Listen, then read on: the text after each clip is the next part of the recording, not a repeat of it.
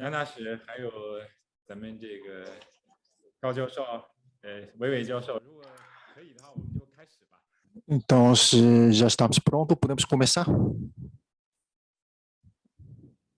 尊敬的各位嘉宾啊，各位朋友， Estimados convidados, meus amigos, 中国共产党 por ocasião do 100º aniversário da fundação do Partido Comunista da China, nesta data especial, seja muito bem-vindo ao nosso seminário temático sobre a governança da China, organizado pela Academia de Estudo da China Contemporânea e do Mundo e Núcleo do Estudo Brasil, China, da Escola de Direito da Fundação Getúlio Vargas, no Rio de Janeiro. Meu nome é Yuan Quan, da Academia de Estudo da China Contemporânea e do Mundo.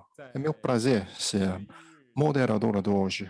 Dias atrás, ao celebrar 100 anos da fundação do Partido Comunista da China, Xi Jinping, secretário-geral, proferiu um discurso importante e foi calorosamente aplaudido pela comunidade internacional. Nós estamos dispostos a intensificar nosso intercâmbio em relação à governança. E dias atrás também teve uma cúpula entre o Partido Comunista da China e os partidos do mundo, na qual Xi Jinping também retornou nesse ponto. E nessa circunstância, nosso parceiro, senhor professor Evandro, então decidimos realizar esse seminário. Também foi apoiado pelo embaixador da China no Brasil.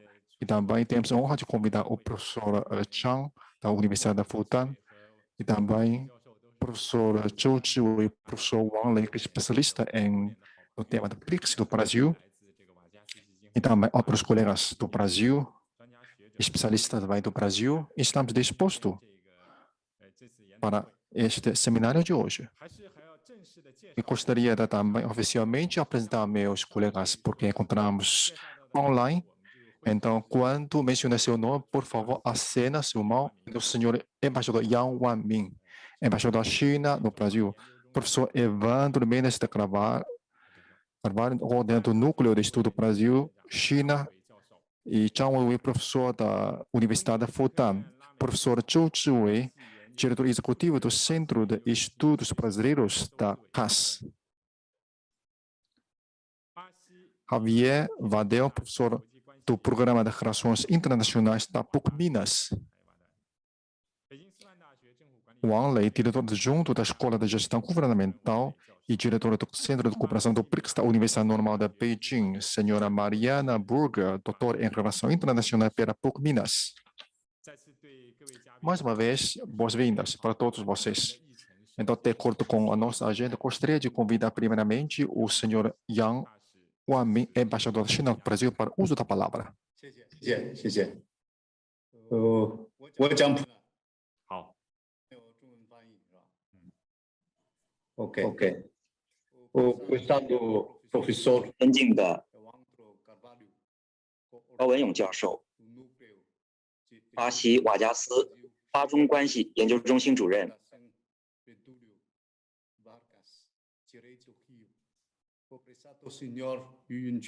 尊敬的于英权院长，当代中国与世界研究院院长，尊敬的张维为教授，复旦大学中国研究院院长，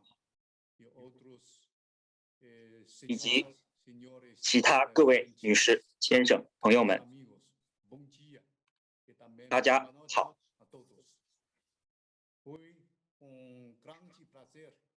很高兴应邀参加今天的读懂中国治理在线研讨。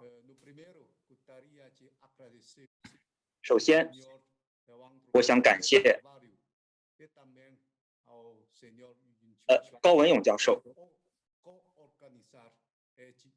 于英权院长，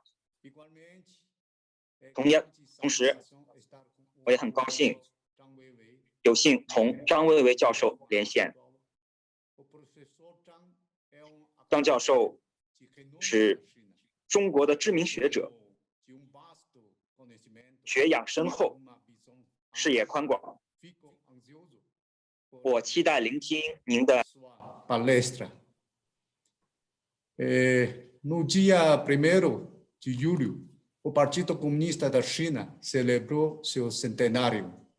Em discurso, durante a comemoração, o secretário-geral do partido e presidente da República, senhor Xi Jinping, lembrou a gloriosa trajetória do Partido Comunista da China nestes 100 anos e expôs a visão sobre o futuro promissor da capitalização da nação chinesa. Declarou solenemente a concretização do objetivo para o primeiro centenário da China. Isso é a construção de uma sociedade moderadamente próspera em todos os aspectos.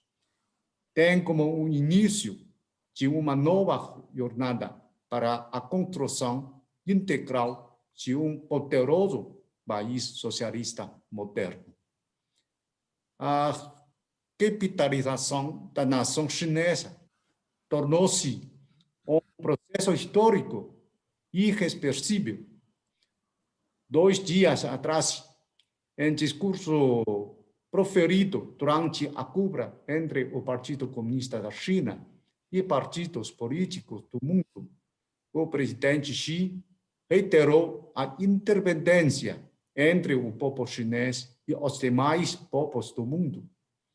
Afirmou que o Partido Comunista da China trabalhará para prestar maiores contribuições à construção de uma comunidade de futuro compartilhado e um mundo melhor.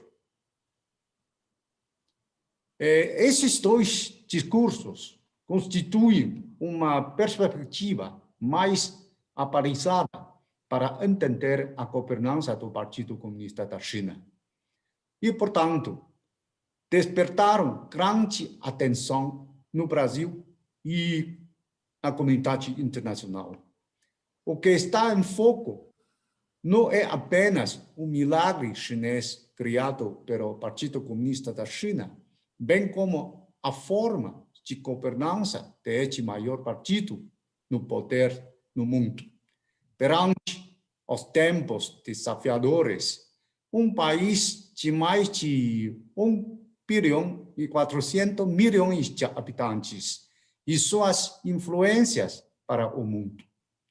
Esse é justamente o foco deste evento ao examinar a governança chinesa.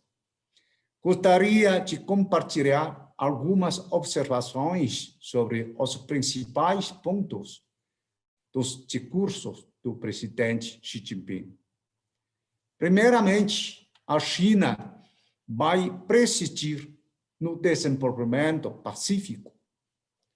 O presidente Xi Jinping afirmou paz, concórdia e harmonia são ideias que a nação chinesa busca e cultiva há mais de 5 milênios.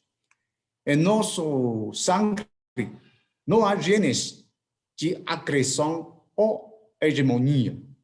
Nas últimas 7 décadas, desde a fundação da República Popular, a China não incitou nenhuma guerra, nem ocupou 1 centímetro sequer de território estrangeiro.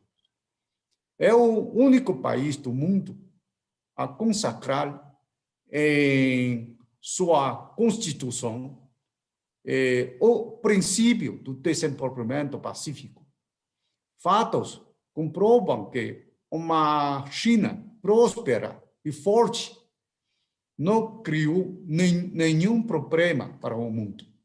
Pelo contrário, o mundo está mais pacífico e seguro graças ao desenvolvimento da China.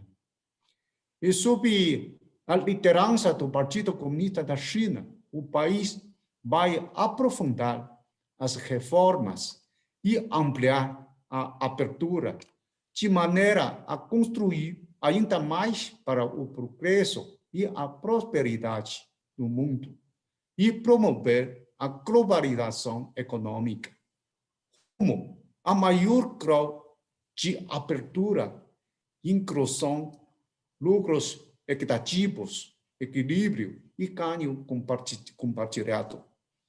Independentemente do seu grau de desenvolvimento, a China não buscará hegemonia nem expansão. De mesma forma, o povo chinês jamais aceitará a intimidação, a opressão ou a subjugação por qualquer força estrangeira. Em segundo lugar, a China vai seguir o princípio do respeito mútuo. O presidente Xi salientou que não existe uma receita fixa para a modernização e que a melhor via é aquela que mais convém à realidade própria. As diversificadas culturas, religiões, percursos históricos e realidades nacionais resultam necessariamente em uma diversidade de vias autônomas de desenvolvimento e sistemas sociais. Devem ser respeitos os reforços de cada nação em busca de um caminho de modernização que esteja de acordo com as próprias condições.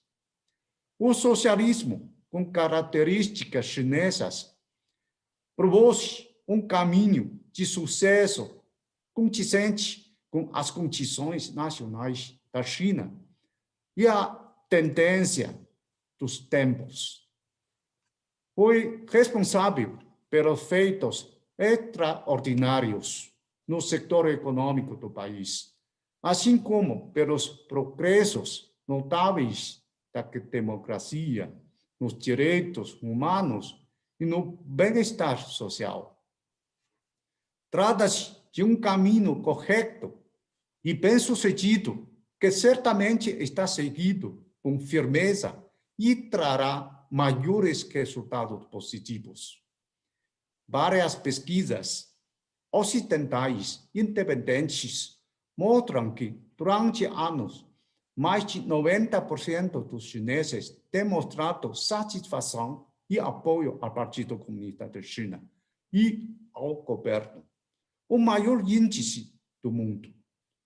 Ao se manter firme o caminho de desenvolvimento que evoluiu de forma autônoma, a China busca compreender com mente aberta as diferentes conotações de valores na leitura de cada cultura do mundo e respeitar as buscas de cada nação pelo caminho para alcançar esses valores.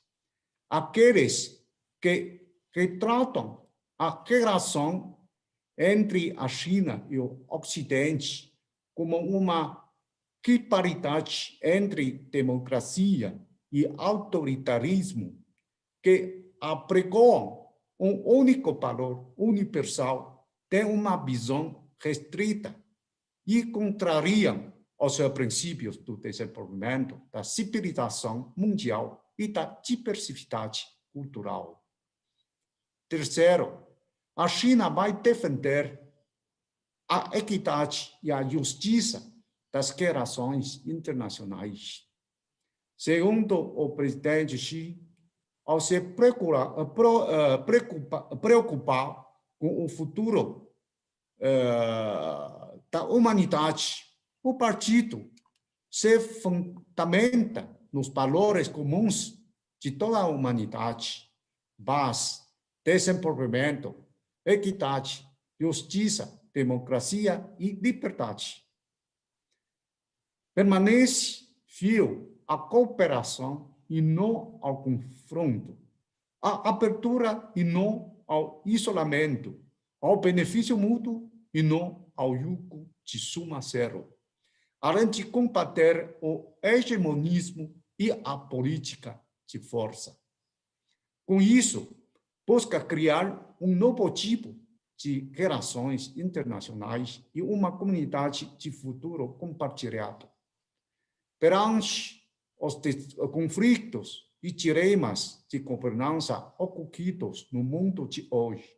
A China defende praticar verdadeiro multilateralismo, seguir os princípios internacionais estipulados na Carta das Nações Unidas e salvaguardar a ordem global sustentada pelo direito internacional. Todos os países são iguais, independentes de seu tamanho, força e riqueza. Portanto, é importante promover a democracia nas relações internacionais e combater a ingerência nos assuntos internos de outros países e a prática de intimidação unilateral. Vamos a trabalhar para aumentar a representação e a voz dos países em desenvolvimento no sistema de governança internacional e tornar a ordem e o sistema internacionais cada vez mais justos e razoáveis. Por fim, a China vai promover a cooperação de ganho mútuo. Em vez de buscar interesse acima de tudo, a cultura chinesa concentra-se na cooperação de ganho mútuo. Durante anos seguidos, a China respondeu por mais de 30% do crescimento da economia mundial e contribuiu com 70% para a redução da pobreza global.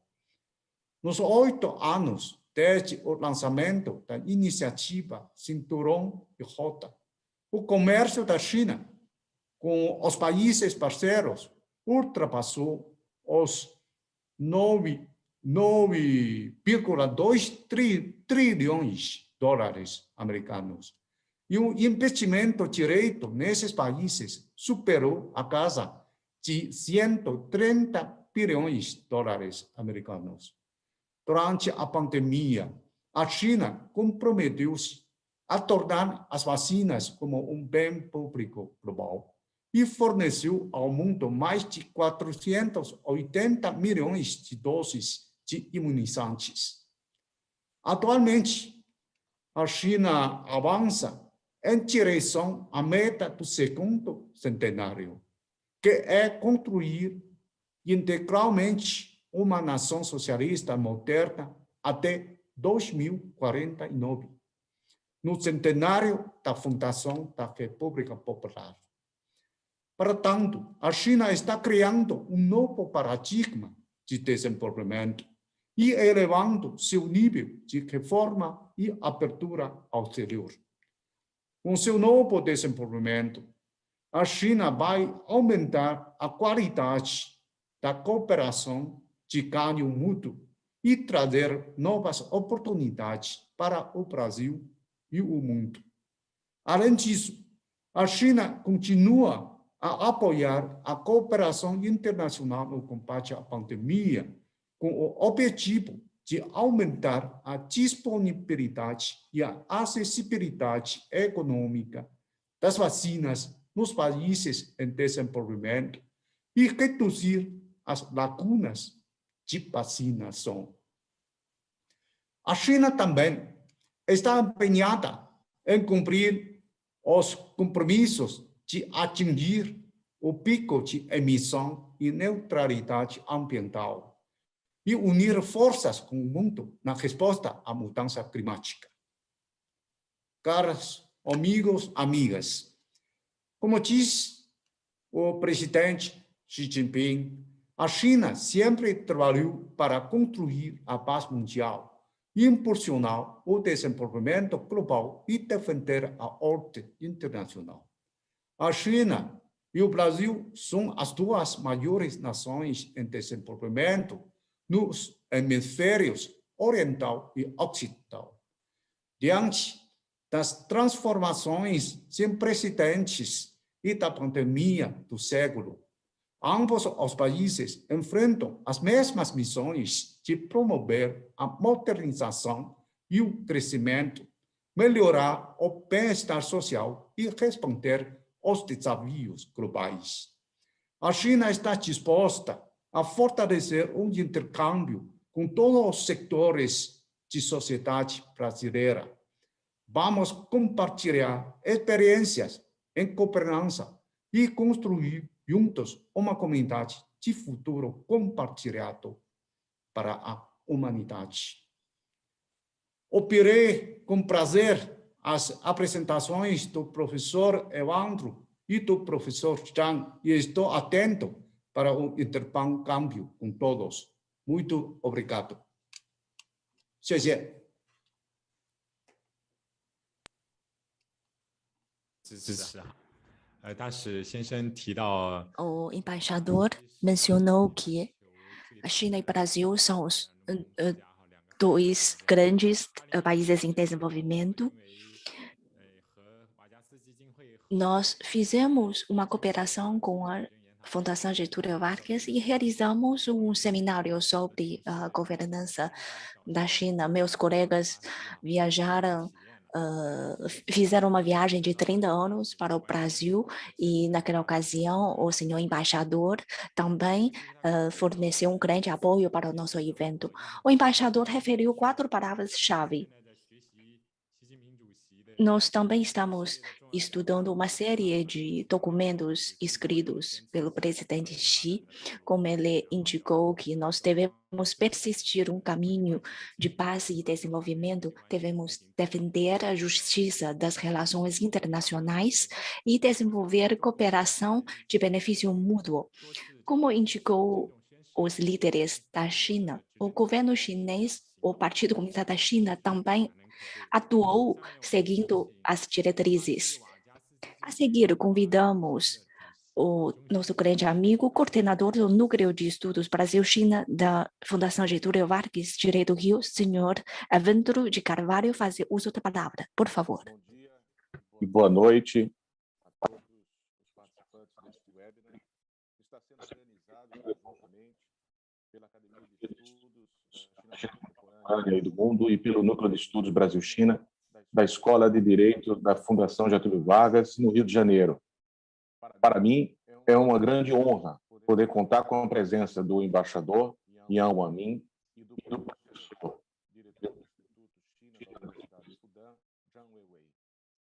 Agradeço a parceria com a Academia de Estudos da China Contemporânea e do Mundo, na pessoa do senhor Yu Yuanchuan, e agradeço também a presença dos meus amigos e grandes pesquisadores, George Wei, Wan Lei, Javier Vadel e Mariana Burger. O objetivo deste encontro é discutir o modelo de governança da China que tem dado mostras de sua efetividade na construção de uma sociedade moderadamente próspera para os chineses. O modelo chinês tem as suas características que se desenvolveram a partir de sua realidade, circunstâncias externas.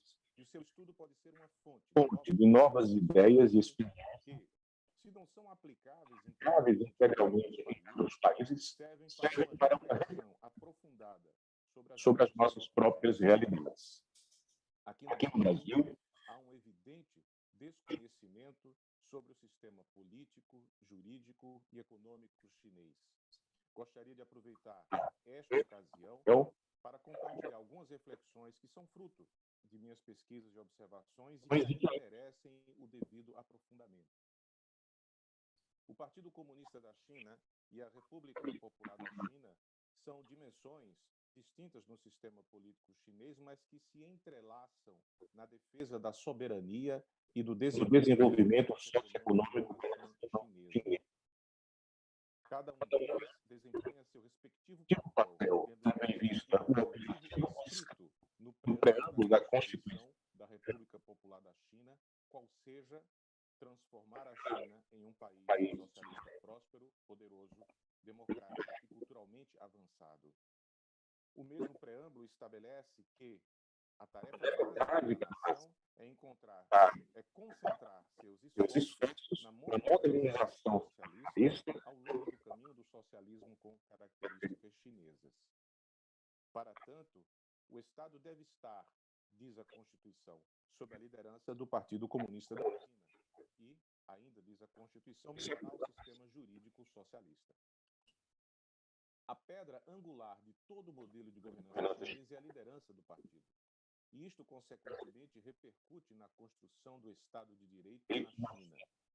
Compreender as diferenças estruturais entre partido e Estado e como eles se relacionam é condição preliminar para entender não só o sistema político chinês, conceitos como democracia socialista e sistema jurídico socialista, mas também para compreender a própria China. Durante as primeiras décadas da República Popular da China, partido e Estado eram dimensões ambíguas cujas fronteiras entre um e outro eram bastante imprecisas. No final de 1970, o partido iniciou movimentos para institucionalizar a separação de suas funções daquelas do governo, autorizando o Conselho de Estado e os governos do povo em níveis mais baixos a gerenciar a administração cotidiana do país. O Partido Comunista da China não dá diretamente ordens aos órgãos do poder do Estado. Contudo, para garantir o seu controle sobre a gestão governamental, o partido mantém uma presença constante dentro dos órgãos estatais, recomendando os oficiais dos principais cargos do governo, promovendo candidatos recomendados pelas organizações do partido para exercerem funções ou se tornarem dirigentes daqueles órgãos segundo os procedimentos legais atinentes às eleições e nomeações. Na divisão de competências, o partido dedica-se sobretudo às questões relativas à defesa e segurança nacional, bem como à definição das principais diretrizes políticas para a nação. E ao Estado incumbe, por sua vez, o dever de implementar estas diretrizes, transformando-as em leis e políticas públicas, tendo em conta as atribuições de cada um dos diversos órgãos estatais.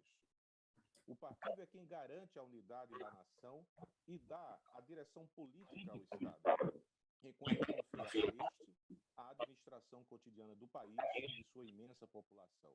Desde esse ponto de vista, os órgãos do Estado são cumpridores de tarefas no exercício de suas funções. Dito isto, a China, à medida que se desenvolveu economicamente, tornou-se um país mais sofisticado e complexo. No plano internacional, há uma maior inserção e participação do país nas organizações internacionais, nas iniciativas multilaterais, a exemplo da iniciativa Cinturão e Rota, e nos negócios internacionais por meio da expansão de suas empresas e seus investimentos no mundo. No plano interno, o êxito da política de abertura alçou o país à segunda maior economia do mundo, aumentou substancialmente o PIB per capita e erradicou a extrema pobreza. Entretanto, há ainda as contradições entre a China do Norte e a do Sul, a do Leste e a do Oeste, a rural e a urbana, as contradições entre as gerações, entre pobres e ricos, etc. O partido precisa se antecipar a uma situação onde modos de organização da sociedade alicerçados na cultura mais tradicional chinesa vão perdendo sua capacidade de manterem por si sós a ordem social e também a capacidade de influenciar as condutas dentro de padrões vistos como desejáveis e também antecipar-se diante de um cenário sem uma base jurídica objetiva, gera uma insegurança social que, ao fim e ao cabo, tem sido percebida como perigosa para a própria legitimidade do partido na liderança do país. Então, a governança com base no direito se tornou a estratégia do Partido Comunista da China para isto é, assegurar a justiça e a eficiência da administração para, assim, manter a autoridade e a legitimidade do partido e, sobretudo, a unidade soberana da nação. É compreensível, portanto, que o governo de Xi Jinping tenha escolhido a promoção do Estado de Direito como um dos pilares estratégicos de seu governo. A quarta sessão plenária do 18º Comitê Central do Partido, em 2014, entrou para a história como a primeira plenária do partido dedicada especialmente ao promoção do Estado de Direito na China. Foi um marco no processo de evolução planejado do avanço da governança com base no direito.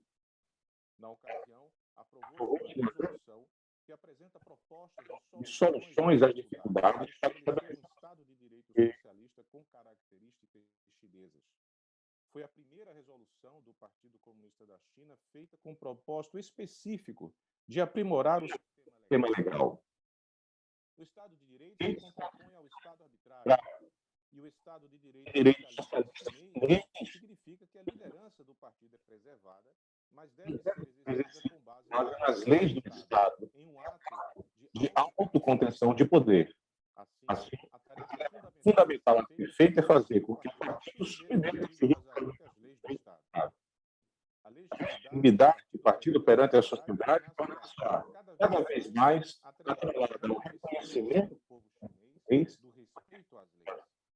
Mas não só isso, também da legitimidade dessas leis. Em outras palavras, o conteúdo do direito importa e não apenas a sua formalidade. A cultura jurídica chinesa traz de volta a relação entre direito e moral. Interessante notar a declaração do presidente Xi Jinping, quando diz que a lei é a moral de sua forma escrita, enquanto a moral é a lei imperada. Devemos integrar o conceito de Estado de Direito com o de Estado de virtude. Fecha aspas. Tem-se aí os dois elementos importantes para a edificação do sistema jurídico socialista chinês.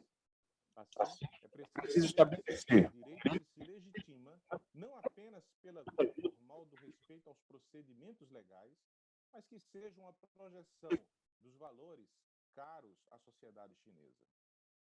O professor Zhang Weiwei, em seu diálogo com Francis Fukuyama, traz uma explicação que é bastante ilustrativa.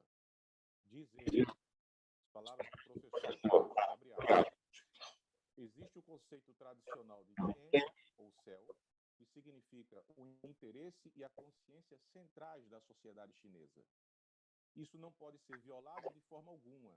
As leis podem ser aplicadas estritamente a 99,9% dos casos na China, mas mantemos um pequeno espaço onde soluções políticas dentro da estrutura do Estado de Direito são aplicadas quando o Tian ou o interesse central e a sociedade são violados.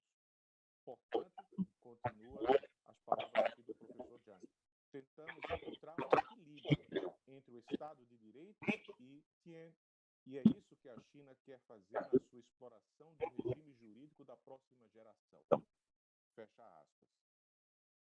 O professor Zhang Weiwei traz um conceito da época das dinastias e que fundamentava a legitimidade do poder do imperador para explicar uma realidade da cultura jurídica chinesa no século XXI.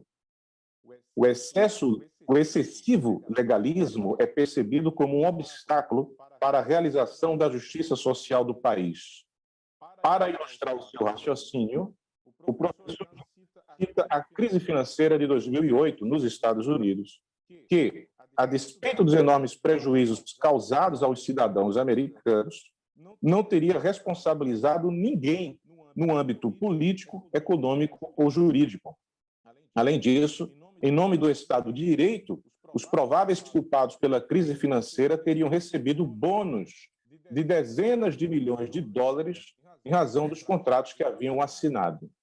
A ausência de uma responsabilização política e legal diante de uma situação flagrante de justiça econômica e social de grandes proporções não se coadunaria com a noção de Estado de Direito para um chinês.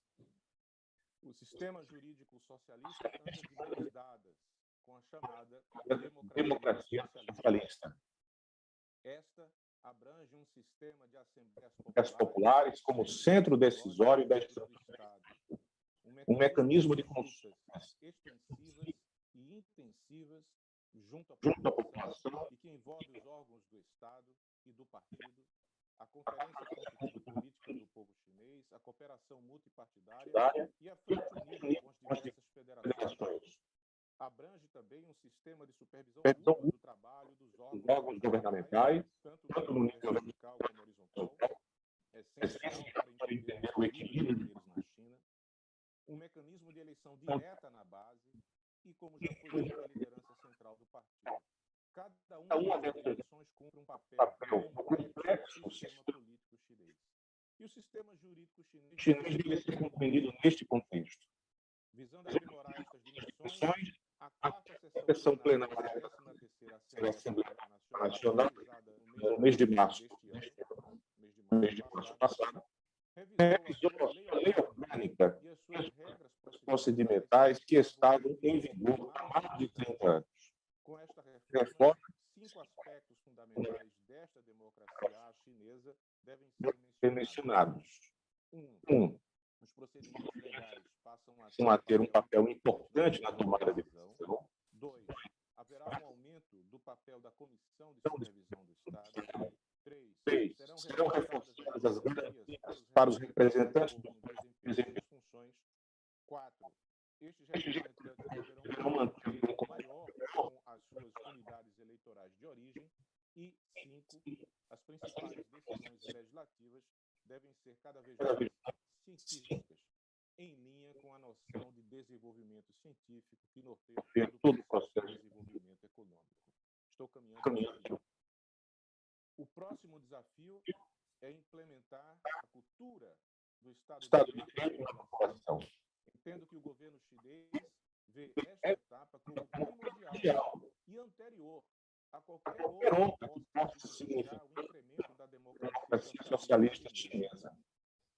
Deng Xiaoping teria dito que, abre aspas, para garantir a democracia popular, é preciso fortalecer o sistema legal. Fecha aspas. Países como o Brasil ainda enfrentam dificuldades para ver estabelecida uma verdadeira cultura do Estado de Direito, mesmo em suas instituições jurídicas. E isto prejudica enormemente o bom funcionamento da democracia brasileira. Por fim, há um outro aspecto que gostaria de destacar. O partido é fruto de um momento da história em que a China abandona a era dinástica para partir a era republicana. A construção de uma república, como forma de governo em que o Estado se constitui de modo a atender o interesse geral dos cidadãos, está no centro do processo político chinês. Assim, é preciso olhar o papel do partido desde esta perspectiva. A realização de uma efetiva cultura republicana nas instituições do Estado é condição básica para se avançar no passo seguinte em outras formas de participação popular. Em muitas democracias ocidentais que se dizem republicanas, o exercício do poder tem sido corrompido para beneficiar a poucos e não ao conjunto da população. O povo destas democracias é excluído materialmente da riqueza do país. São democracias disfuncionais, porque não se estruturam efetivamente em Estado de Direito e não são comprometidas com valores republicanos.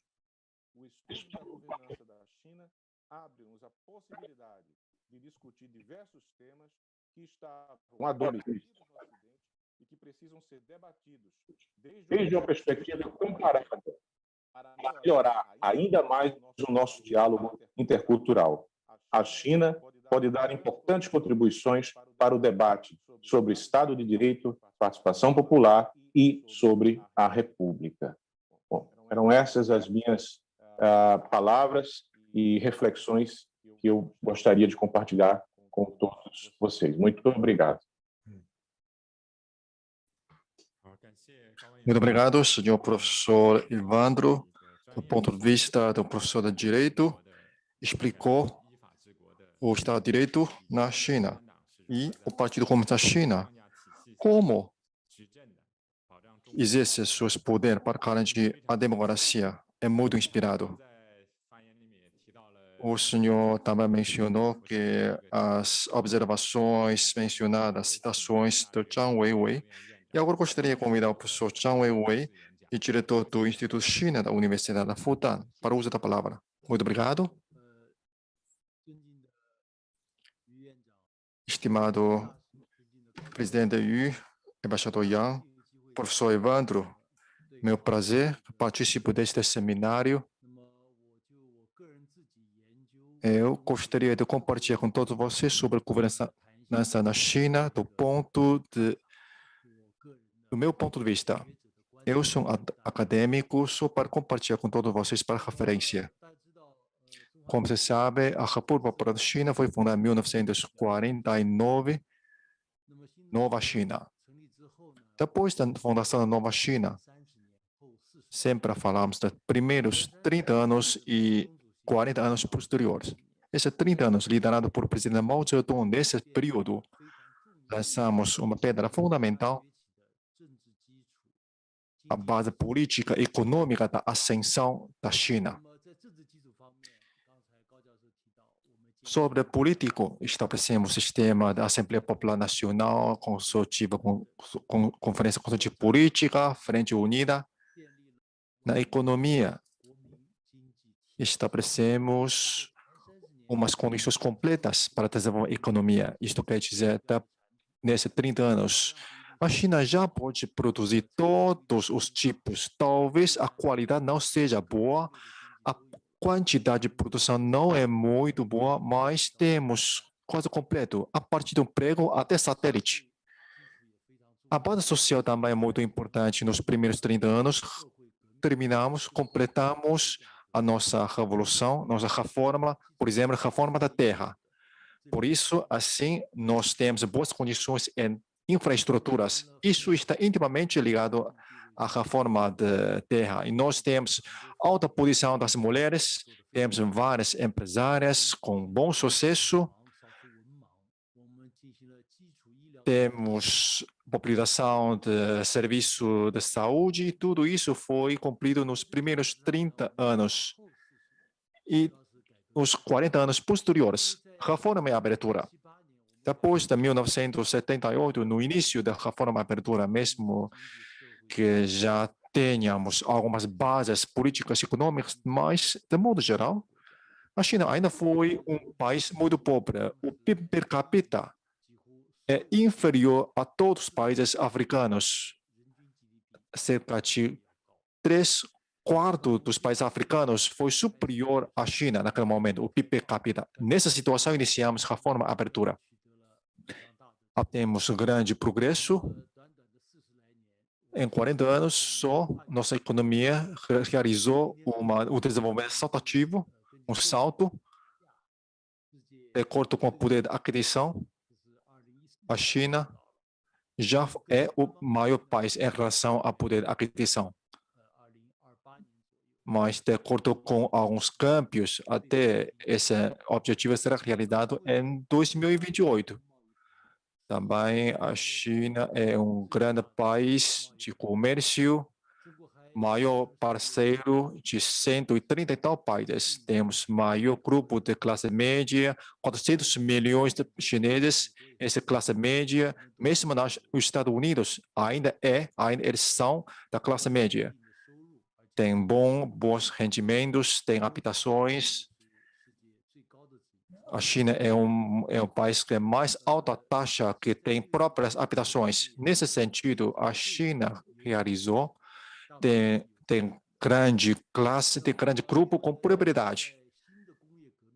Na nova indústria, consideramos como a quarta revolução industrial, a China está liderando. Eu considero que a China, Estados Unidos, está no primeiro grupo da quarta revolução industrial, dando Big Data, inteligência artificial, telecomunicação, quantitivo e 5G, estamos liderando. Também temos segurança de serviço de médico para todos os chineses. Esse grande êxito, talvez desconhecido para estrangeiros. Temos completo serviço de saúde para todos os chineses. Ainda até Estados Unidos não realizou tudo isso. Isso foi êxito dos últimos 40 anos, com base com o trabalho dos 30 anos. Então, como explicamos esse sucesso? Quando olhamos para os países ocidentais, várias explicações, mas não concordo. Uma explicação. A China é um país mandatório. De acordo com a opinião dos ocidentais, mas muitos países têm autoridade. Mas alguns estudiosos dizem que atraiu muitos investimentos estrangeiros. Na verdade, sim.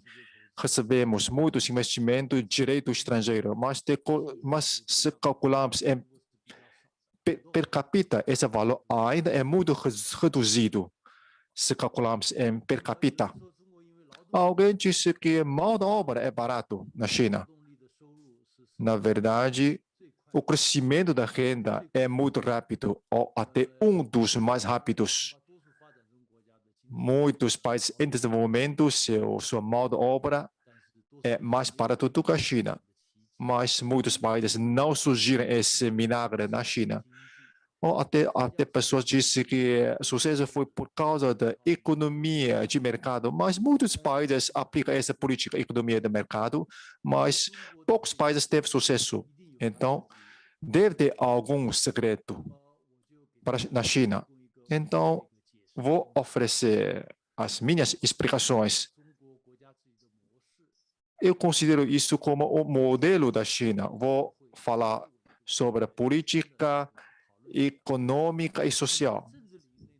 Na dimensão política, nosso embaixador, o professor Evandro, mencionou a característica e a posição do Partido Comunista da China. O Partido Comunista da China consideramos como um partido de interesse integral, ou partido de interesse holístico, diferentemente com os partidos ocidentais. Os ocidentais é partido de interesse parcial.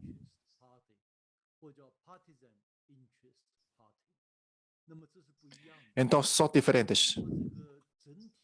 Esse holístico, interesse holístico, vem da cultura da China.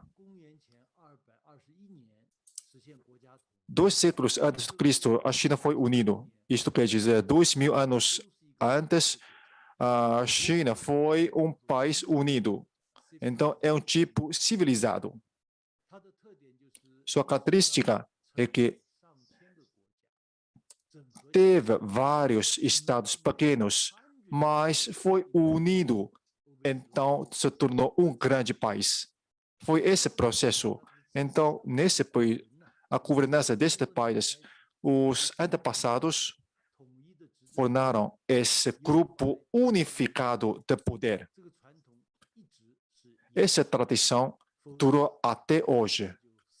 Senão, esse grande país será separado para vários pequenos estados.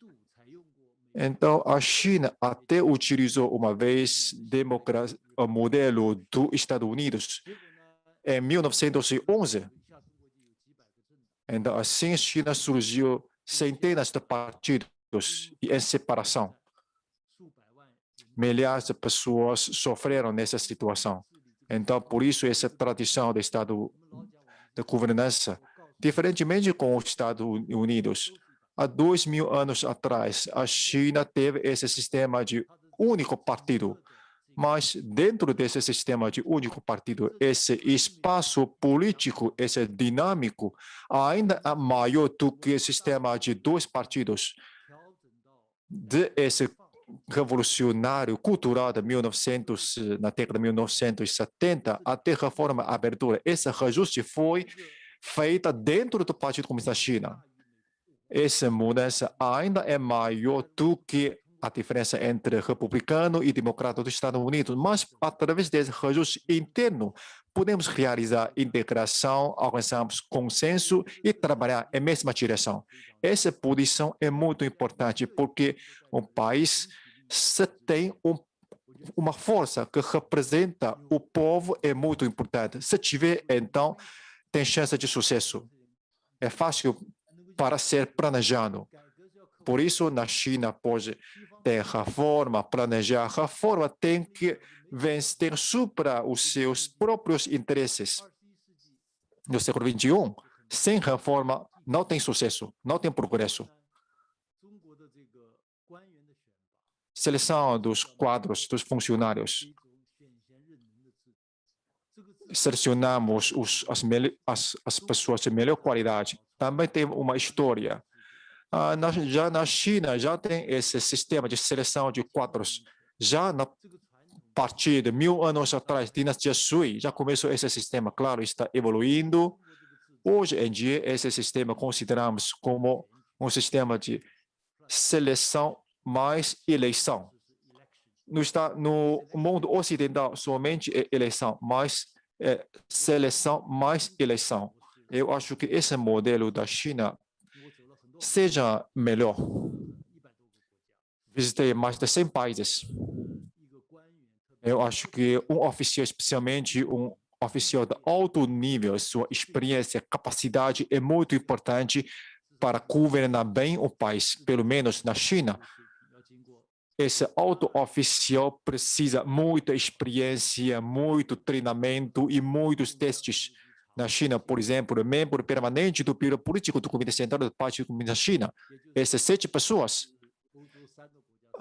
Então, precisa ser governador de província, ou pelo menos ser governador da província de 100 milhões de pessoas. Eles são selecionados entre os melhores. Por isso, eu acho que essa equipe de governança tem a maior capacidade na China, não só no Comitê Central, mas a nível local. Também é a mesma coisa. Como, por exemplo, na província como em Shanghai, os líderes têm alta capacidade e os povos podem acreditar nessa liderança, porque ele tem muita experiência, resolveu tantas coisas. Então, o povo pode acreditar nele. Essa é na área política. Então, na economia mista, então, oficialmente, economia socialista com característica chinesa desempenha o papel do governo e do mercado e o papel de empresa estatal e setor privado. Como, por exemplo, o papel do governo no planejamento, nós estamos implementando o 14º plano quinquenal. Já agora, 13 plano quinquenal foi feito.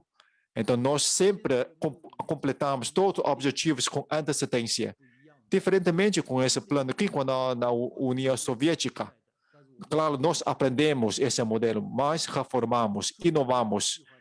Na União Soviética, é mandatório.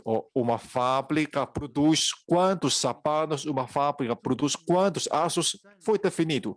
Mas a China, nós definimos a estratégia, definimos uma direção, por exemplo, nos próximos 5 anos, qual área será prioritário.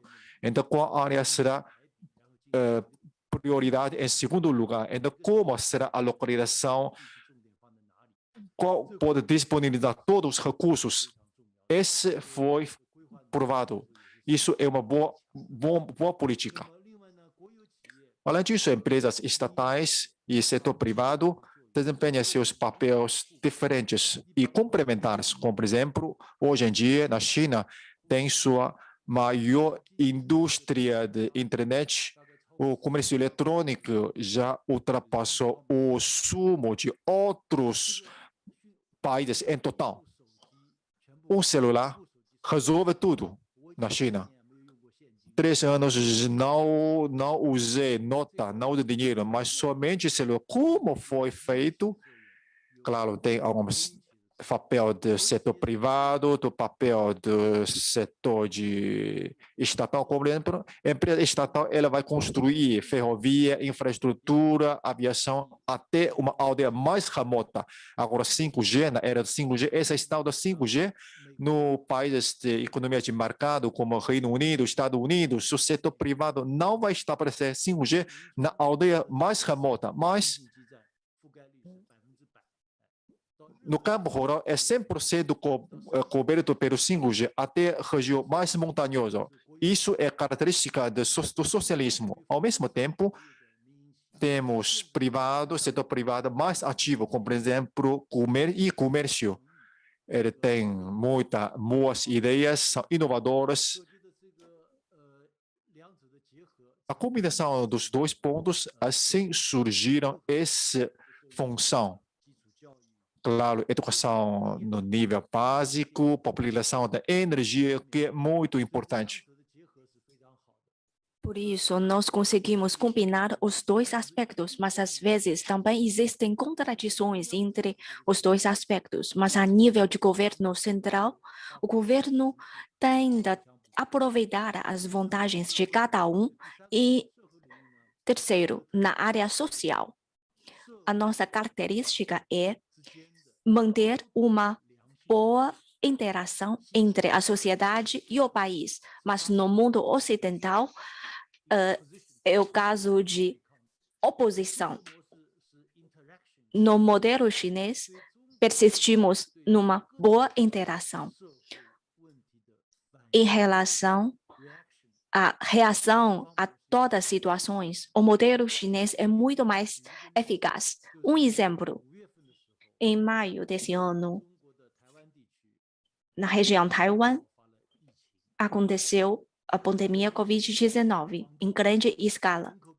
E nossa província de Guangdong tem uma população 4 vezes em relação à população de Taiwan. Cantão também surgiu a pandemia Covid-19. Quando surgiram 20 casos confirmados, adotamos um modelo avançado de exame de teste, mas em Taiwan a crise não parou. Montes de pessoas morreram e a vacinação não chegou a 8%. E para o governo chinês, nós culpamos os quadros de alto nível que não cumpriram suas missões, mas em Taiwan não condenou nenhum quadro do governo.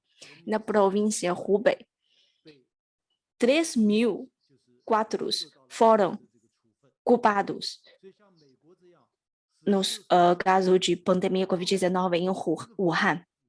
Mas em Taiwan, nenhum quadro oficial foi culpado. E isso reflete o modelo chinês.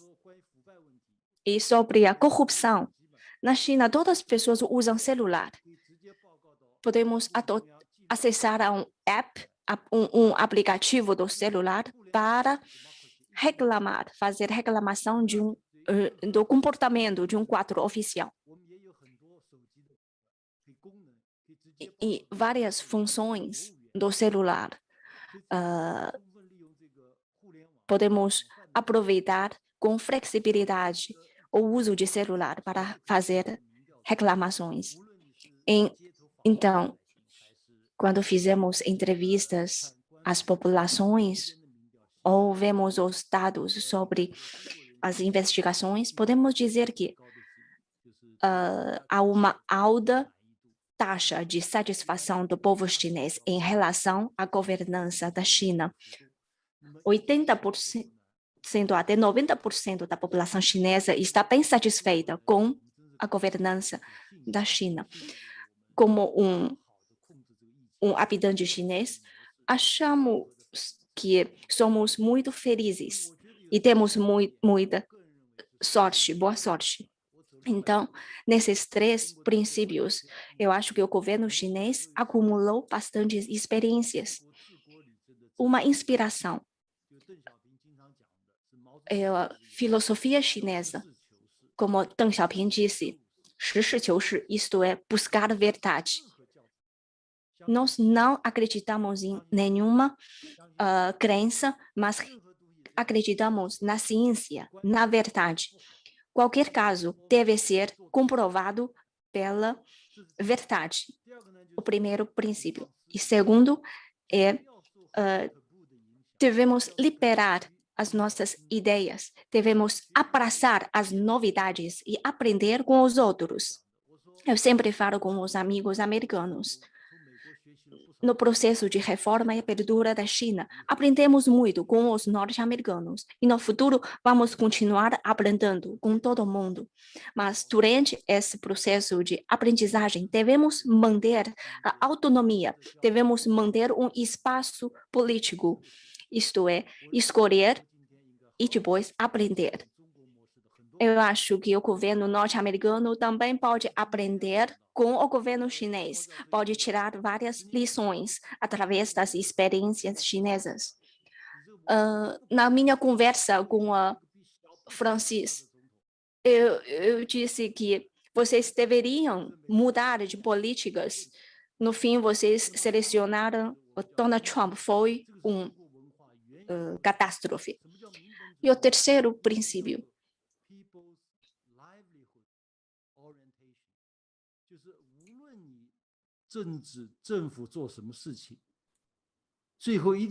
Nós devemos ter como núcleo a elevação da qualidade do povo, elevar o nível da vida do povo, buscar benefícios para as populações. Nós não podemos só fazer conversas vagas, mas também devemos produzir bons efeitos, trazer bem-estar para o povo. Eu acho que esses 3 princípios ou 3 inspirações podem servir como uma referência para todo mundo. Muito obrigada. Muito obrigado, senhor professor Zhang Weiwei, seu compartilhamento excelente. Cada vez que acompanho a palestra, sempre é uma observação inspiradora. Na palestra dele, o professor Zhang, ele concluiu, depois da fundação da Nova China, especialmente sob a liderança do Partido da China, as grandes mudanças ocorridas, política, economia, social, e atrás dessas mudanças, qual é o segredo do sucesso na China, do ponto de vista político, econômico e social? Algumas palavras muito impressionantes, como, por exemplo, o Partido da China, seu papel especial, interesse holístico, é um partido de interesse holístico, é um governo efetivo e o mercado efetivo. E as ações virtuosas entre governo e mercado, e algumas observações, buscar a verdade sempre e sempre estudar. Agora gostaria de entrar no sessão de comentário. Agora gostaria de convidar 4 estudiosos para proferir seu discurso. Agora gostaria de convidar primeiramente a senhora Zhou Zhiwei, estimado senhor embaixador, senhor presidente Yu, professor Zhang, professor Evandro, professor Wang Lei e colegas do Brasil, Javiana e Mariana. Muito prazer, eu participo desse seminário de hoje. O senhor embaixador, professor Evandro, professor Zhang, fez um discurso muito importante, foi uma análise muito boa. Então, eu também sou militante do Partido Comunista da China, então eu tenho grande inspiração. Eu gostaria de mencionar as minhas observações. Eu sou acadêmico do estudo da América Latina, então, segundo a minha opinião, então, a governança como um tema importante para o acadêmico, por exemplo, para relações entre China e Brasil, qual é o ponto mais crucial? Qual é a entidade dos 2 países? Qual fase de desenvolvimento eles estão? Então, no sistema internacional, qual é a posição deles? Então, quando ter conhecimento completo sobre essas questões, podemos encontrar solução para desenvolver a parceria China-Brasil. Sobre a governança da China, 2 pontos. Eu concordo perfeitamente com o professor Zhang Weiwei. Primeiramente, a China encontrou exatamente quais são as principais contradições em diferentes áreas e, por meio de reforma e planejamento, para resolver essas contradições. E sua eficácia é muito alta, como, por exemplo, na década de 50.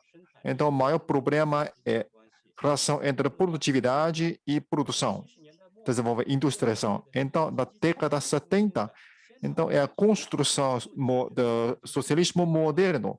Então, a solução é a reforma e abertura, emancipação da produtividade, reiterar a primeira força de produção é a ciência e tecnologia. E agora, a situação mudou de novo. Agora, depois de solucionar a questão da pobreza, o povo precisa de uma vida de mais alta qualidade. Precisa mais demanda na democracia, legislação, equidade, justiça, segurança e meio ambiente. Então, precisa promover continuamente essa reforma institucional. Então, promover a modernização da nossa capacidade de governança. Além disso, aprendemos experiência de outros países, como mencionou o professor Chang. Claro, nós vamos aprender com os países desenvolvidos e vamos reduzir a diferença com esses países desenvolvidos, como, por exemplo, na infraestrutura, no setor de alta ciência e tecnologia, é a mesma coisa. Então, esse setor, a China conseguiu grande progresso. Em algumas áreas, a China ainda até lidera no mundo. Ao mesmo tempo, a China está aprendendo a experiência dos países em desenvolvimento, como, por exemplo, Brasil, outros países da América Latina. Nós aprendemos a experiência deles. A maioria dos países latino-americanos, o desenvolvimento industrial começou mais cedo do que a China. Na década 30 do século passado, já começaram essa industrialização até a década 80. Mas na década 80, a China começou já a sua reforma e abertura. Isso quer dizer, a maioria dos tempos do século passado, os países latino-americanos lideram na China. Por isso, prestamos alta atenção para os países da América Latina, porque nós somos países em desenvolvimento. Essa experiência tem mais papel de referência, como, por exemplo, estação hidrelétrica. Aprendemos com o Brasil, aprendemos com a estação Itaipu. Na industrialização, até hoje, nós aprendemos ainda as boas experiências da América Latina, mesmo com diferentes visões. Claro, vamos evitar algumas questões que enfrentadas pela América Latina, como, por exemplo, sustentabilidade da urbanização, armadilha da renda média, etc. Claro, nós não prestamos atenção para qual modelo, qual sistema dele, qual modelo dele, mas só vamos aprender o que é boa. Então, China e Brasil está na fase da renda média. Nós temos a mesma tarefa de buscar uma maior qualidade de vida e desenvolvimento. Nós temos grande complementaridade, assim, a nossa potencialidade de cooperação é muito maior. Na governança, China e Brasil, existem vários espaços de intercâmbio e cooperação, como, por exemplo, sustentabilidade. A China e o Brasil prestam alta atenção para a Agenda 2030 para o Desenvolvimento Sustentável das Nações Unidas. A China elaborou seu plano nacional para implementar esse plano e a América Latina, sob a liderança da Comissão Econômica para a América Latina e o Caribe, fundou um Fórum para o Desenvolvimento Sustentável. Assim, nós temos plena condição para iniciar nosso intercâmbio sobre governança, a fim de promover nossa cooperação pragmática. Somos países em desenvolvimento, China e Brasil, temos completamente boas experiências para nos trocar. Isso exatamente é o desenvolvimento compartilhado. Isso foi tudo. Mais uma vez, obrigado pelo convite. Obrigado. Muito obrigado ao senhor professor Zhou Zhiwei. Ele é um acadêmico e na área de relações China-Brasil, muito jovem, muito experiente, e ele mencionou que a China tem muitas experiências que podem ser aprendidas por outros países e podemos manter a troca de experiências. E também mencionou o modelo chinês, que é resolver as questões que nós encontramos ao caminho de desenvolvimento. A seguir, convidamos o senhor doutor Javier Vadel, Programa de Relações Internacionais do PUC de Minas Gerais, a fazer uso da palavra. Bom dia. Bom dia, embaixador. Bom dia, embaixador Yang. Bom dia, boa noite ao professor Chang Weiwei e a todos os colegas e participantes desse evento. Em primeiro lugar, queria agradecer aos organizadores do evento pelo convite. para participar nesse seminário temático sobre a governança da China e expressar que estou muito honrado em compartilhar esse espaço virtual com vocês. E também é uma grande honra para mim compartilhar com o embaixador e com o professor e com os colegas este momento. O professor Chang tem sido uma fonte de inspiração para meus alunos, nos cursos aqui da pós-graduação e da graduação da PUC Minas, em Belo Horizonte. Inclusive, debatemos os textos e os livros do professor, e que foram muito úteis para compreender a China contemporânea, suas peculiaridades, características excepcionais, mas que a China hoje enfrenta no século XXI. Eu estou puxando as minhas inquietações para a minha área específica, que são relações internacionais, e economia política internacional, ou economia política global. Na atual crise do multilateralismo e da globalização neoliberal, é imperioso para os países do sul global, como o Brasil, como a minha Argentina de origem, eu tenho 50% e 50%, compreender as características da governança da China. E para isso temos estudado bastante. Não só pela experiência única de desenvolvimento nacional e popular no país mais populoso do mundo, mas também pela sua projeção internacional e a sua ação diplomática. Uma intuição que eu tenho é que não podemos falar mais só de relações internacionais. Eu acho que o termo relações internacionais é um termo que se utiliza, mas que ficou um pouco fora da história, né? Ahistórico. Alguns falam de relações transnacionais, mas é muito interessante porque isso devemos mencionar hoje em dia, as relações intercivilizatórias, que, desde meu ponto de vista, se superpõem e que precisam de um novo pacto comum de convivência e de respeito mútuo. Que talvez não seja uma novidade. Talvez nós tenhamos que ir ao espírito de Bandung e aqueles princípios da Conferência de Bandung, na década de 50, que foram deixados como, hoje em dia, como vistos como ultrapassados, mas que foram mencionados pelo professor em um aspecto fundamental, que está nas constituições de muitos países da América Latina, e me refiro a México, Brasil, e foi muito defendida pelos governos democráticos da Argentina, que é o princípio de não intervenção nos assuntos internos de outros estados. Por essa razão, as minhas perguntas para o professor Chang Weiwei são as seguintes. Como o senhor relaciona a governança da China, construída ao longo dos últimos anos, com os traços principais de diplomacia que o país está exercendo no processo de reordenamento global?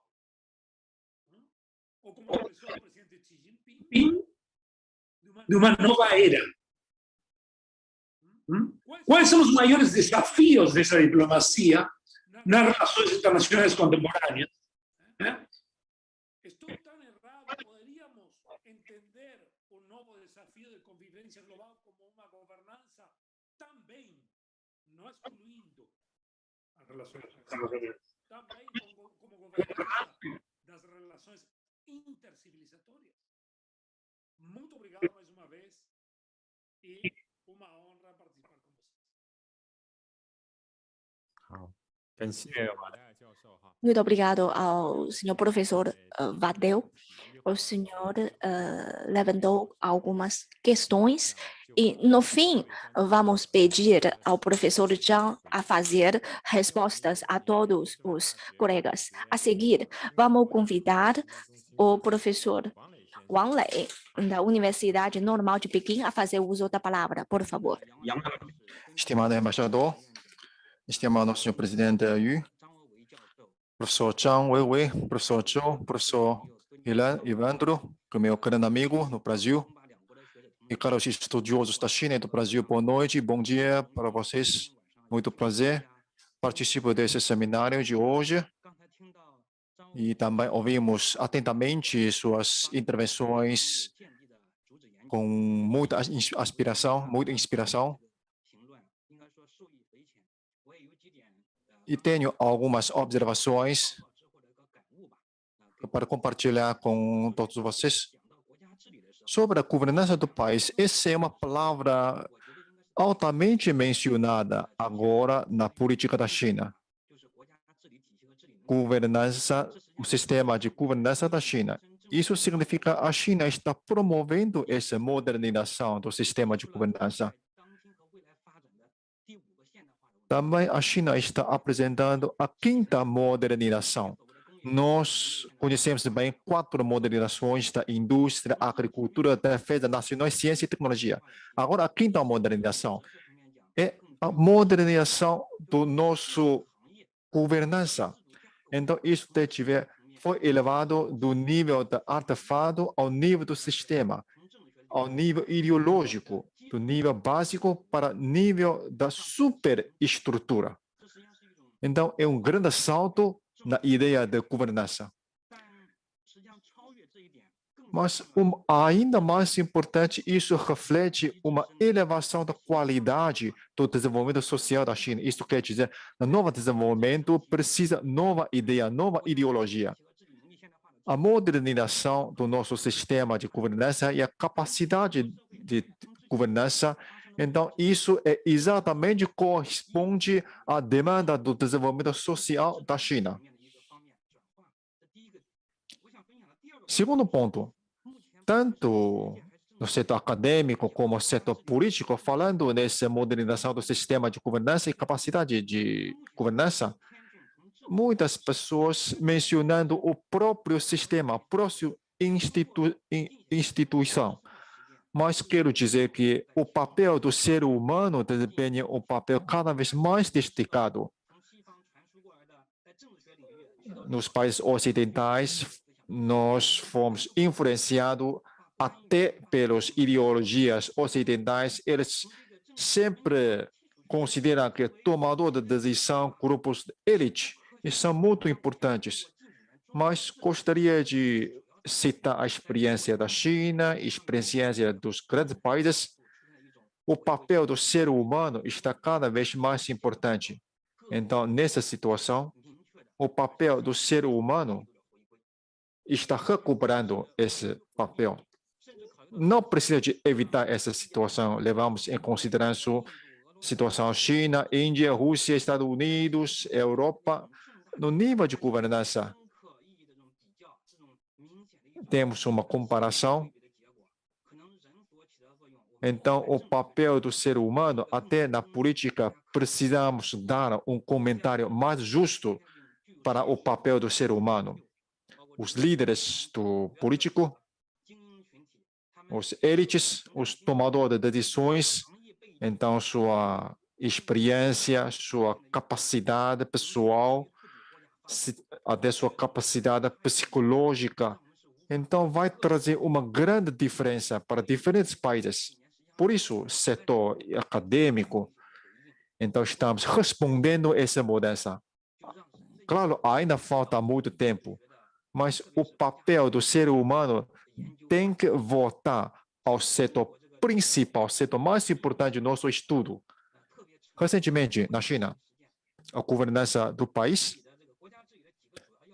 alguns pontos da governança, como, por exemplo, sujeito, objeto, objetivo, modo, está intimamente ligado ao papel do ser humano. Então, é considerado como adesivo e também um veículo para mostrar capacidade de governança. Uma conclusão. Por causa do papel do ser humano, então, desempenha um papel importante na governança do país. Desde antigo, a China atribui alta atenção para o papel do ser humano. Como mencionou o professor Zhang Weiwei, o sistema de seleção de quadros desde antigo na China seleciona os melhores.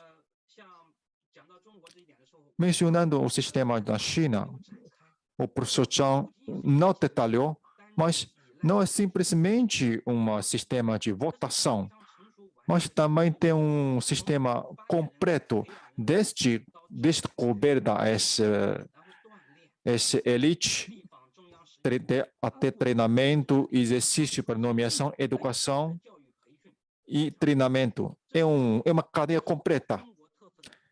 É um sistema de combinação de seleção e recomendação. E também, nesse processo, a virtude, o moral é mais importante. Por que assim? Do ano passado até este ano, os principais países do mundo, então, mudou o desempenho de alguns chefes de Estado de algum país, esse desempenho que não é normal. Então, assim, nós consideramos que a moralidade é mais importante. Isso não pode ser substituído pelo sistema. Até o setor acadêmico dos Estados Unidos reconhece esse ponto. Isso não é simplesmente dependendo do sistema, da instituição. Hoje, até ainda insistimos nessa tradição que vem do antigo da China. Como um ditado chinês disse,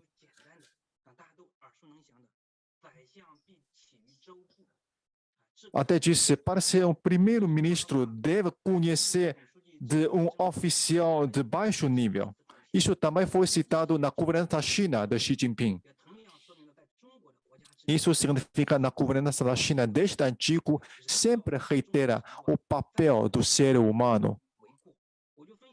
É extremamente importante. São esses 3 pontos para compartilhar com todos vocês. Também espero suas sugestões e opiniões. Mais uma vez, obrigado pelo convite. Muito obrigado ao discurso excelente do senhor professor Wang Lei. Ele também levantou uma questão bem interessante e mais tarde vamos ouvir as observações, os comentários do professor Zhang em relação ao papel do ser humano, o papel da personalidade. A seguir, convidamos a senhora professora Mariana Burger, doutora em Relações Internacionais da PUC, Minas Gerais, a fazer uso da palavra. Por favor. Bom dia a todos. Agradeço muito o convite. É uma honra estar aqui com vocês. Gostaria de cumprimentar o embaixador Yang Wanmin, o professor Zhang Weiwei e todos os meus colegas. Prometo ser breve, porque tenho muita curiosidade em continuar ouvindo mais um pouco o professor Zhang.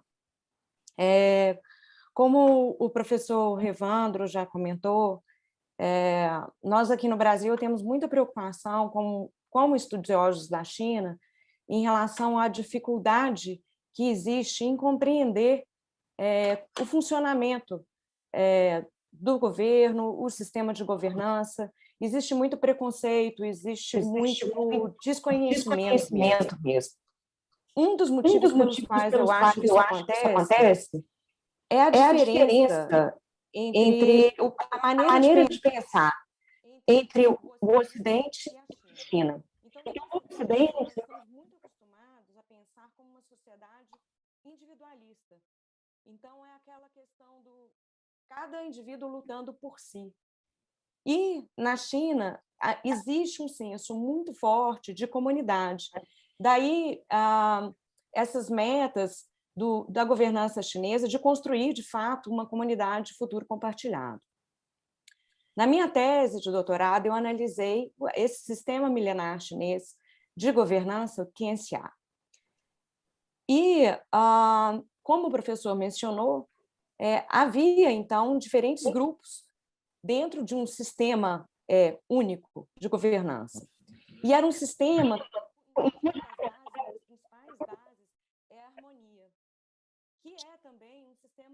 interpretado de maneira muito distinta no Ocidente e na China. Eu admiro profundamente o conceito de harmonia chinês. No Ocidente, o conceito de harmonia ele é visto como a homogeneização, onde todos devem pensar da mesma maneira.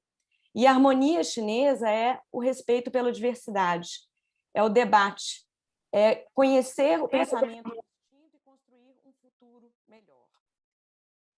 No sistema TNCA, assim como acontece hoje, e como foi mencionado pelos professores aqui, os melhores eram selecionados com pensamentos diferentes, vindo de partes diferentes, para construir e atuar na administração chinesa. E, por isso, o sistema de governança chinês está, então, empenhado na construção de uma comunidade de futuro compartilhado, não só baseado numa meta individualista chinesa, mas, de fato, de tornar o mundo melhor, de trazer uma sociedade harmônica em nível mundial. Eu não vou me estender muito, e aí eu vou voltar, já vou entrar na minha pergunta. Como o embaixador mencionou no discurso do presidente Xi Jinping, não existe uma receita fixa para a modernização, né? O caminho da modernização ele deve ser feito de acordo com as características de cada estado. Mas eu entendo que as experiências de sucesso, elas podem e devem ser compartilhadas. E o que está acontecendo na China serve de modelo para vários outros estados, principalmente estados em desenvolvimento, estados que estão lidando com algumas questões importantes, e aqui eu vou entrar na minha pergunta, para trazer a questão do meio ambiente. E eu gostaria de saber do professor como, dentro do sistema, do modelo de governança chinesa, as políticas voltadas para a economia verde são elaboradas e colocadas em prática. E qual é o envolvimento da população local no desenvolvimento e aplicação de tais políticas? Porque a gente entende que, dentro do sistema de governança chinês, isso ocorre de uma maneira muito distinta do que ocorre aqui no Brasil. Aqui essas políticas elas são feitas de cima para baixo, né? Há algum pouco envolvimento de da população local que vai ser diretamente afetada por essas políticas, e eu gostaria de ouvir e entender melhor como isso acontece dentro do sistema de governança da China. Mais uma vez, muito obrigada, é um prazer enorme estar aqui com vocês. Muito obrigado, doutora Mariana Berger, pelo seu comentário. Ela apresentou uma pergunta. Agora temos duas perguntas e alguns comentários. Precisamos que o professor Zhang Weiwei para uma resposta. Então, 5 minutos para o professor Zhang. Muito obrigado. O professor Javier, ele mencionou a civilização da China e os desafios da China. Gostaria de dizer que a civilização da China para a diplomacia da China tem grande influência. Nós apresentamos muitas iniciativas, como mencionou, a China apresentou a iniciativa Cinturão e Rota. Na verdade, dentro da China já teve muitas experiências, como, por exemplo, para ser rica, devemos estabelecer boa estrutura, assim estender essa ideologia, essa ideia para o mundo inteiro. A infraestrutura é a básica. São as experiências pragmáticas da China. Então, na diplomacia da China, nós estamos promovendo. O líder chinês Xi Jinping, ele mencionou na cúpula dos partidos, ele mencionou vários pontos. O papel do partido: definir a direção, alcançar consenso e assumir responsabilidade. Isso tudo é modo do Partido da China dentro da China. Mas agora vamos apresentar a nossa experiência para o mundo inteiro, para referência para outros partidos. Então, como vamos promover a diplomacia de uma comunidade futuro compartilhada? Porque o mundo já está altamente interligado. interesse de uma parte for prejudicada, outra parte é igual, é a mesma coisa. Precisamos ajudar mutuamente. Eu e meus amigos já disse, então, quando o seu presidente Donald Trump aceitar esse convidado futuro compartilhando ou 20% ou 30%, então, sua pandemia, controle da pandemia seria muito melhor do que a atual.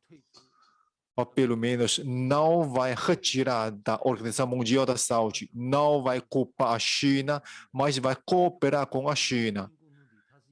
A comunidade do futuro compartilhado tem um significado real, realístico, sobre o desafio da China. No século XXI, o mundo inteiro vai ver que a ascensão da China e a desaceleração econômica dos Estados Unidos, a China e Estados Unidos podem conviver completamente, porque os Estados Unidos quer iniciar uma nova guerra fria para conter a China, mas isto é totalmente impossível, porque a filosofia dessa guerra fria não existe. Nós podemos realizar essa prosperidade mútua. Temos plena condição para garantir tudo isso. Estados Unidos quer, através da nova Guerra Fria, para impor sanção à China é totalmente impossível. Porque a China tem um grande poder de aquisição, tem um grande mercado de consumo, tem um grande grupo de classe média. Se isolar a China como assim, então o próprio Estados Unidos serão isolados. Então a situação é assim mesmo. Cada vez mais os Estados Unidos se tornou em embaraço. Também concordo com o professor Wang Lei. Os Estados Unidos até esqueceu o papel do ser humano, esqueceu a liderança do ser humano. Por isso, não tenho uma boa avaliação sobre a política dos Estados Unidos. Como, por exemplo, o Fukuyama, ele disse que a visão dele ainda é limitada. A doutora Mariana mencionou a civilização, a harmonia, uma comunidade, em vez de individualismo. Concordo perfeitamente. A civilização da China é histórica, milenar, experimentou vários testes. A relação entre o humano é interdependente para também os diferentes países. Não temos amigos permanentes, não temos inimigos permanentes. Sempre buscar pontos comuns, apesar das diferenças. Um ponto importante da civilização chinesa. Na história da China, diferentes religiões, tem budismo, taoísmo, confucionismo. Não teve guerra, não teve conflito, mas na Europa, diferentes religiões teve guerra. Na China, foi a convivência entre diferentes religiões. Então, cada religião até foi enriquecida no seu conteúdo. A economia verde. A China atribui alta atenção 10 anos atrás, quando você mencionou da opinião dos ocidentais, sempre falou poluição. Exatamente foi assim, reconhecemos isso, foi assim mesmo. Primeiramente, desenvolvimento ao mesmo tempo de prevenir poluição. O nosso líder já mencionou que temos que atribuir atenção para a prevenção da poluição. Toda a comunidade da China já tem essa consciência. Céu azul, água limpa é mais importante do que todas as coisas. Por isso, Xi Jinping apresentou uma civilização da ecologia. Nos últimos 10 anos, nós temos grande progresso na prevenção da poluição do meio ambiente. Agora, smog quase desapareceu. É grande progresso. A China se tornou um país líder da economia verde, tanto energia eólica, solar, carro elétrico. a China é o maior país e o maior consumo dessas novas energias. Então, a China está liderando na economia verde. Isso foi tudo. Obrigado. 感谢伟伟教授。 Muito obrigado pela explicação e respostas do professor Zhang. Estamos encerrando o webinar de hoje. É claro que nós trabalhamos em conjunto com a Fundação Getúlio Vargas para realizar este seminário. Nós pensamos que podemos reforçar o diálogo China-Brasil em relação à governança da China sob o âmbito do BRICS, especialmente no momento do centenário do Partido Comunista da China. Ontem, realizamos um seminário em parceria da África do Sul e conversamos online. Nós discutimos os importantes discursos do presidente Xi. Ele repetiu várias vezes que o Partido Comunista da China persiste no caminho de desenvolvimento pacífico, os valores comuns do ser humano.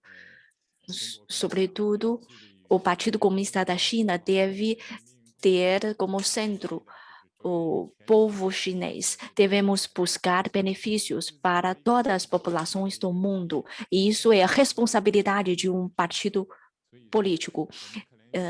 Nós fomos bem impressionados por isso. No futuro, vamos realizar esses tipos de seminário em setembro, na ocasião da cúpula dos líderes do BRICS. Vamos realizar outro evento sobre o intercâmbio interpessoal e cultural, e queríamos ganhar apoio de todos os acadêmicos. Por fim, eu sugiro uma foto da família online. Por favor, erguer o seu dedão e olhar para a câmera. Vamos tirar uma foto. 1, 2, 3, cheers. Muito obrigado. O seminário fica por aqui. Desejo a todos os colegas, amigos, especialmente os amigos do Brasil, vocês vão iniciar um lindo dia. E os amigos de Pequim e de Xangai, vamos voltar para casa. Desejo uma boa saúde e bom trabalho para todos. Muito obrigado. Adeus.